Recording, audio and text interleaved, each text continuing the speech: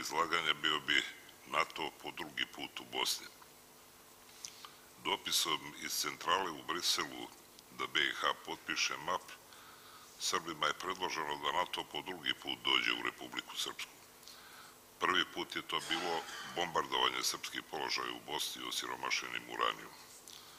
Ovaj drugi put to je poziv da sa svima onima koji su nam, pored neposrednog stradanja i razaranja, proizveli i danas aktivnu epidemiju malignih oboljenja. Zajedno s njima postanemo braća po oružju i da nekim trećim, takođe nevinim narodima zajedno činimo isto zlo. Moglo bi se reći da se NATO vraća na mjesto zločina. Na nedavnom skupu Zašto Srpska neće u NATO naveo sam 10 razloga zbog kojih Republika Srpska ne treba da se priključi alijansi, pa ne bih da ponavljam, nego ću pokušati da odgovorim na pitanje zašto nas NATO hoće u svoje redove.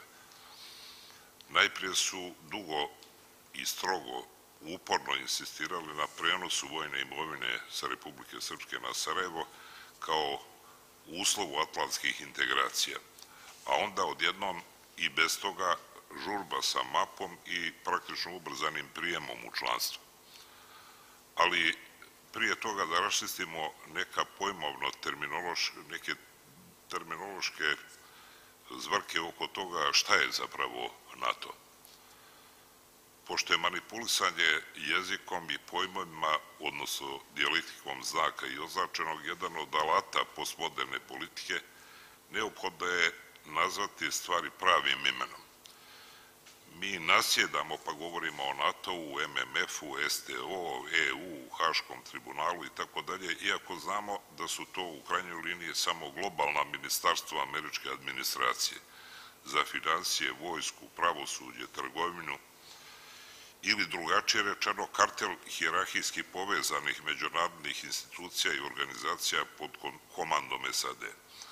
Zato bi bilo kraće i preciznije da samo kažemo Sjedinjene države i njihove spoljne agencije različite namjene. Nakon pada Berlinskog zida i raspuštanja Varšavskog pakta, Zapad i Evropljani su se radovali ne samo zato što je nestala crvena opasnost, nego što je nestala i potreba za američkim kišobranom u vidu NATO-a. Sjedinjene države su, međutim, tražile i našle ili čak stvorile razlog da ostanu. Najprije Cimerman preko Izetbegovića opstruisao Lisabonski sporazum, a onda po naknadnom svjedočenju i Carringtona, i Kutiljera, i Ovena, i Stoltenberga, pa čak i Vensa, i sve ostale evropske mirovne planove. Amerikancima je trebalo da pokažu da su Evropljani nemoćni da razreše Bosanski čvor bez NATO-a i čim su dobili zeleno svjetlo da bombarduju iz Brisela, dobili zeleno svjetlo da bombarduju, sve je dalje išlo glatko. NATO je ne samo ostao u Evropi, nego prešao iz defanzivne u ofanzivnu vojnu organizaciju, a za uzvrat je Lisabonski sporazum samo preimenovan u Dejtonski i zvanično je potpisan u Parizu na tlu Evropske unije. Da nije bilo te igre, rat u Bosni i Hercegovini možda ne bi ni započeo, a sigurno je da bi kraće trajao. Uspjelo im je prošli put, a šta bi sada htjeli? Poslije pada Berlinskog zida, oni prostor BiH i Republike Srpske smatraju svojom već osvojenom teritorijom, ističu da su je kaparisali povratnom pomoći za rekonstrukciju zemlje, mada još ni izdaleka nisu namirili materijalnu štetu koju su što direktno, što indirektno izazvali. Njihovi međunarodni glasnogovornici poput Petrića, Ešdauna, Daniela Servera, Bernara Levija, Nortona Abramovića pišu o tome kako Rusi ometaju njihov balkanski posjed. Zloupotrebljavaju njihov nemar za region zbog koncentracije na druge i važnije dijelove svijeta. Apeluju da se sad vrate na Balkan kao da su ikada uopšte odavde i odlazili. Tu su njihovi namjesnici i emisari iz već pomenutih spoljnih agencija poput Tinska, Sorensena, Kelija i tako dalje. već je postala komična priča koju ponavljaju čak i mnogi naši analitičari kako su Sjedinjene države prepustile Uniji evropsko dvorište. A uvijek se na kraju ispostavi da Amerikanci ne samo da vode glavnu riječ na Balkanu, nego i nikad ne daju Evropljanima da nešto učine, sem da drže vodu dok majstori ne dođu. Postavlja se pitanje kako uopšte ima smisla da BiH sa Republikom Srpskom bude priključena NATO-u kada je NATO već u njoj. BiH je protektorat takozvane međunarodne zajednice, visoki predstavnici su u prvim mandatima bili Evropljani uz koje su bili zamjenici Amerikanci i o svemu odlučivali, da bi kasnije, valjda zarad racionalizacije, u OHL-u sjedio američki čovjek iz Evrope. Sa diktatorskim bonskim ovlašćenjima pokazalo se visoki predstavnik može da mijenja zakone, smjenjuje političare, oduzima nadležnosti, pa bit će onda da može i da učlani BiH u NATO.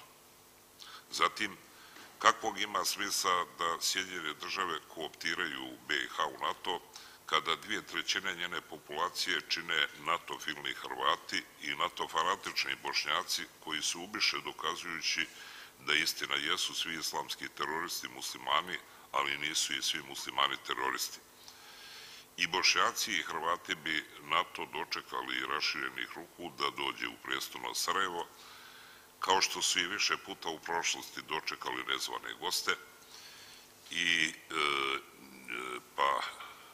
pa im i nije neophodno da dolaze i u najljubaznu Banja Luku. Dalje, Srbi u Republici Srpskom, baš kao i Srbi u Srbiji, ne pate od švedskog sindroma da se afektivno vezuju sa onim koji ih je bombardovao.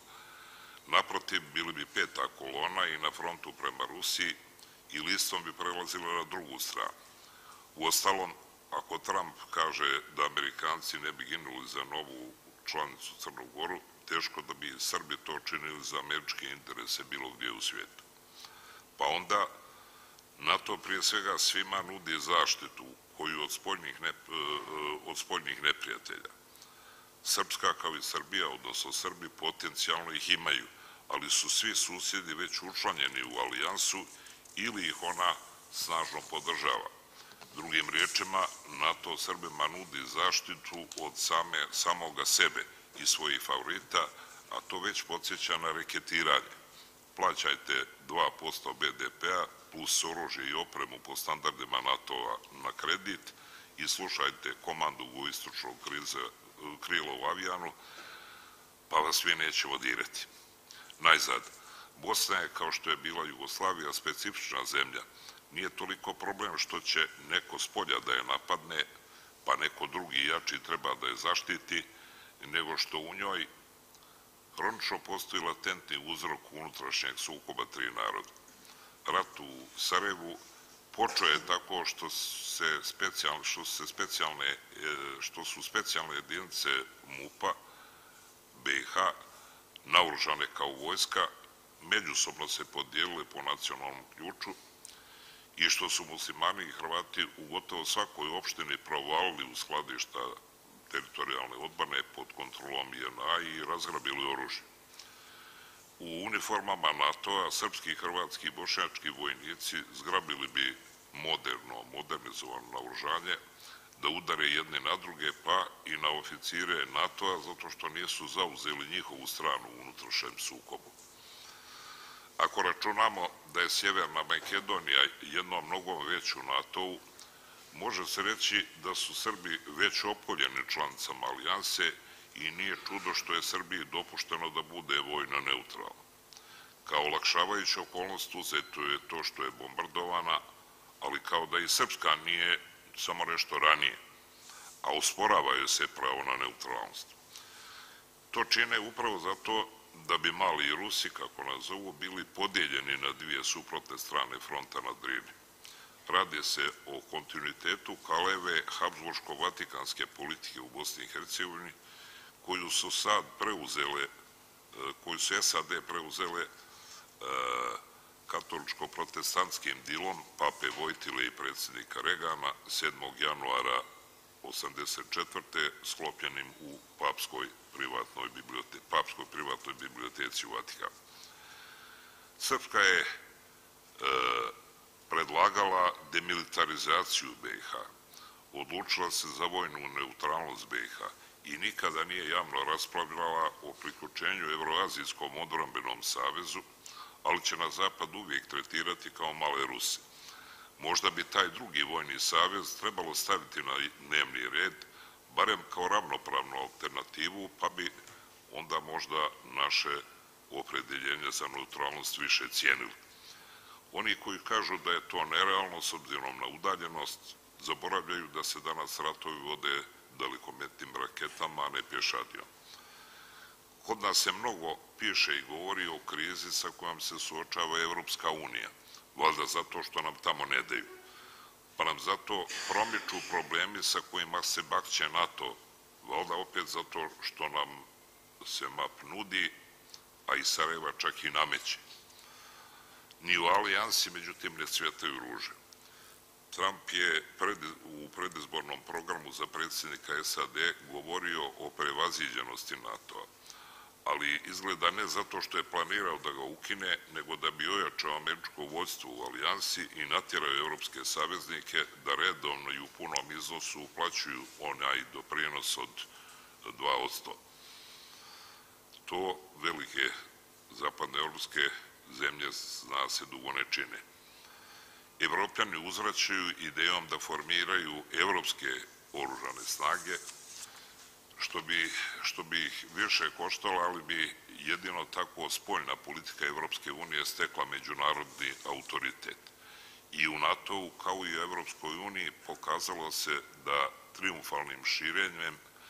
se triumfalnim širenjem gubi supstanca, kohezija, jedinstvo i efikasnost organizacije. Francuska, Njemačka, Turska, Mađarska postale su remetioci unutar alijanse. Francuska je uvijek pružala otpor amerikanizaciji Evrope, a de Gaulle je izvodio zemlju iz NATO-a i vidovito se odupirao evrointegraciji Britanije zbog njene primarno transatlantske lojalnosti. Orban brani mađarski identitet ne samo u EU, nego i u NATO-u. Erdogan kupuje ruski S-400, što nije samo uprkos standardizaciji naoružanju u NATO-u, nego i na štetu američkih kompanija koje time gube poslove vrijedne na milijarde dolara. Angela Merkel na čelu vodeće zemlje EU, a poslije isteka mandata već viđena i kao formalna šefica Evropske unije, u više navrata istakla da se Unija više ne može osloniti na američki kišobran. Da škrijepi u Atlantskom savezu najbolje svjedoči što su u internim analizama i na zvaničnim sastancima već upirali prst na aktuelnog američkog predsjednika, jer podcjenjuje navodno rusku opasnost. Međutim, duboka država ga je nedavno definitivno oslobodila optužbi za predizborno šurovanje sa Rusima, što opet govori da je legao na rudu i da mu se smiješi drugi mandat. U isto vrijeme već nekoliko puta se odlaže i svečano obilježavanje 4 decenije od osnivanja NATO-a. Zemlja koja je nekada bila simbol slobode i prosperiteta više ne prednjači u mnogim oblastima, ali i dalje predvodi na taj način što obuzdava i koči napredak sve jače konkurencije. Koliko je samo Vašington izveo političkih manevara, uslovljavanja, ucjena i pritisaka da bi blokirao ruske gasovode i kineski put svile. Ali sjeverni tok je prošao, turski takođe. Kina je kupila Pirejsku luku i pogađa se za ono u Đenovi. Izgleda da bi trebalo promijeniti svijest jedine supersile koja posustaje pod teretom imperijalne prenapregnutosti. Ne američkom narodu, koji je glasajući za Trumpov program nemiješanja unutrašnje stvari drugih država za dijalog sa Moskvom, za vraćanje radnih mjesta u Ameriku, demonstrirao promjenu svijesti, nego elitama koje po svaku cijenu hoće da i 21. vijek bude američki. Ne zna se šta je gore biti s njima u NATO-u ili protiv njihovog NATO-a, a jedan od scenarija je da se Srbi nađu na liniji vatre, kako nam je Joe Biden otvoreno predskazao. U Republici Srpskoj, kao i Srbiji, neće zbog toga da odustanu od neutralnosti. A zato, u međuvremenu, oni nama pokušavaju da promene svijest. U Banja Luci se posljednjih godina NATO uzaludno reklamira na bilbordima kao Coca-Cola. Piše bezbjednost, mir i stabilnost, to je to NATO. Ambasador Skot je onomad u školi u Zrenjaninu tobožnjom omaškom testirao kako bi najmlađi Srbi reagovali na amputaciju Kosova. Čitali smo kakav je bio rezultat testa. Hvala.